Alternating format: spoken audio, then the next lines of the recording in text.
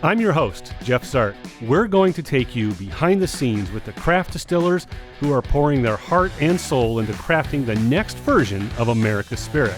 This is the Great American Whiskey Cookers. On this episode of the Great American Whiskey Cookers, we talk with Murphy Quint and Jamie Siefkin about their award-winning single malt whiskey, the QuintEssential, and get a look into Murphy's Fun Zone, Barrel Shed number 9. All right, let's talk about this. This is kind of your baby, isn't it? Yes, sir. Yep. The QuintEssential? Yes, it is. It's won all sorts of awards. It made, I think it made Fred Minnick's list. It did. If I'm not mistaken. It did. Right? So tell me how you came about this single malt. Yep, our QuintEssential American single malt. I'll talk about American single malt for hours if you let me. It's my absolute favorite thing in the world right now. But for that, we age everything in our own ex-bourbon barrels, but then we eventually transfer it to a series of different finishing casks. So I'll bring in, sherry butts from Spain. I'll bring in port pipes from Portugal and brandy casks from our own distillery and brandy casks from all over the country.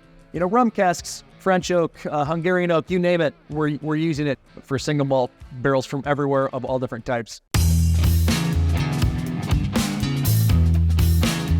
It's kind of been a weird journey, as they all are, but we started like in 2009, 2010. We didn't really have a focus. It was kind of, let's make a little bit of this, let's make a little bit of that, and if we can produce it for X and sell it for Y, we're going to be great. And so it wasn't really like, all right, we're hammering bourbon or we're hammering single malt. It was just, let's put a little bit of everything away. And one of those things that we were putting away was a little bit of single malt. And over time, that started to gain a little bit of popularity with us, but it was in 2019, give or take a year, that's when we rebranded it from Cedar Ridge Single Malt. Mm-hmm. We had our Cedar Ridge Bourbon, our Cedar Ridge Rye, and Cedar Ridge Single Malt. We decided, hey, let's kind of develop this. We've got a little something going. We've got a unique process, which we'll talk about.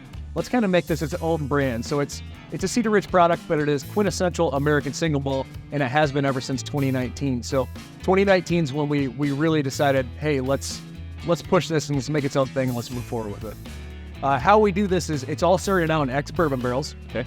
After a few years in those barrels, it's going to transfer to a series of unique finishing casks. We use port pipes, brandy, sherry, rum casks. We use French oak, Hungarian oak, American oak. We use as many different casks as possible for this part of the process. And then after that, we taste through them and decide which one should go into our Solera vat. So we're always kind of letting that Solera vat evolve in flavor profile. We bottle it halfway down, fill it back up. Bottle it halfway down, fill it back up. So it's always evolving, slowly changing over time. And that's what we've got. That's what allows it to be very layered in flavor and very complex. That it does have rum influence. It does have sherry. It does actually have a hint of peated malt in there as well, just a hint. So it's got a lot going on in it. It's gonna, like I said, that's gonna allow it to taste more like a Scotch. And I think that has a lot to do with why we're getting such good ratings and good reviews on it. Is that it has a certain elegance to it that typically you're gonna get out of a Scotch. And it's lacking the real bold char and heavy oak presence that you get from a lot of American whiskeys, which I absolutely do enjoy. It's just not what we're going for this particular product.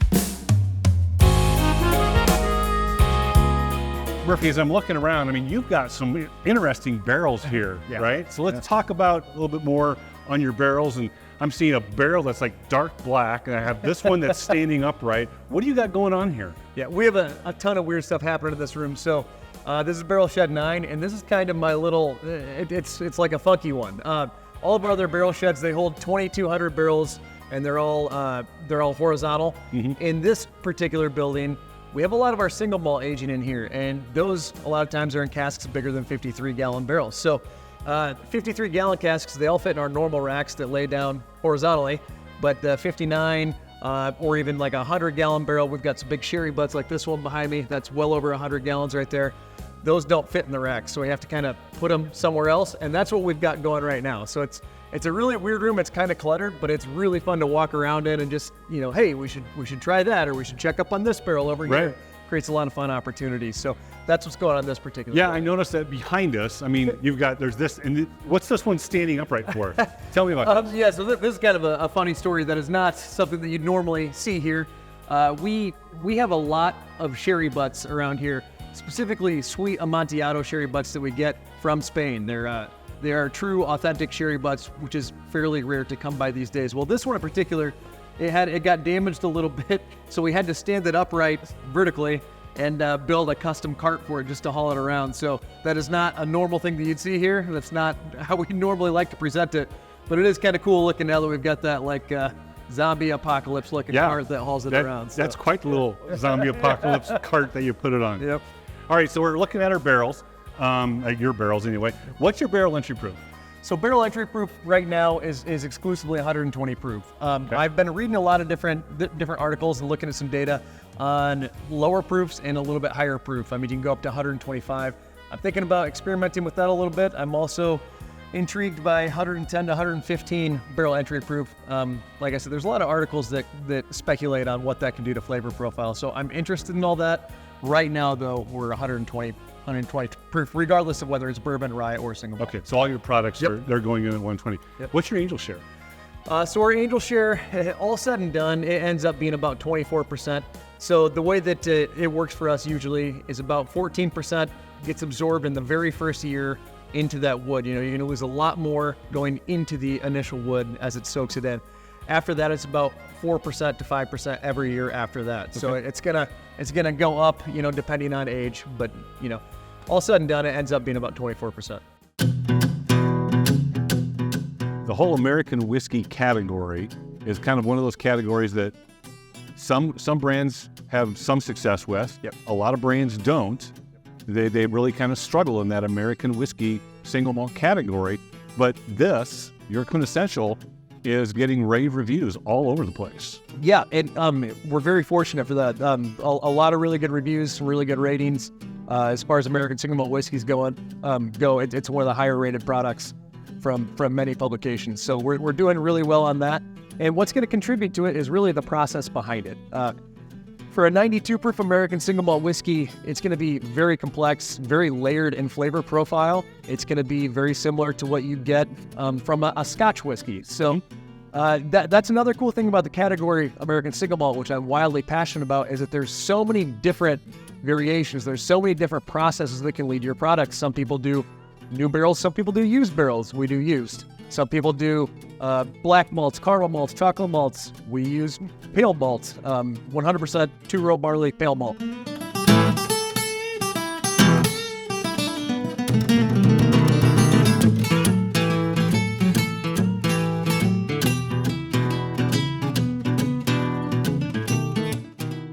There's so many different strategies that you can go, but we've chosen one that is going to actually be a little bit more like a Scotch than a traditional American whiskey, where it's going to have heavy char, heavy oak influence. So the flavor profile in the QuintEssential could move a little bit over time. Yeah, you're saying. That's exactly right. How I always kind of phrase that is it is a batch product. So like I said, that Solera vat, we'll bottle it halfway down, fill it back up, and that represents one batch. Every time we do that, that's another batch.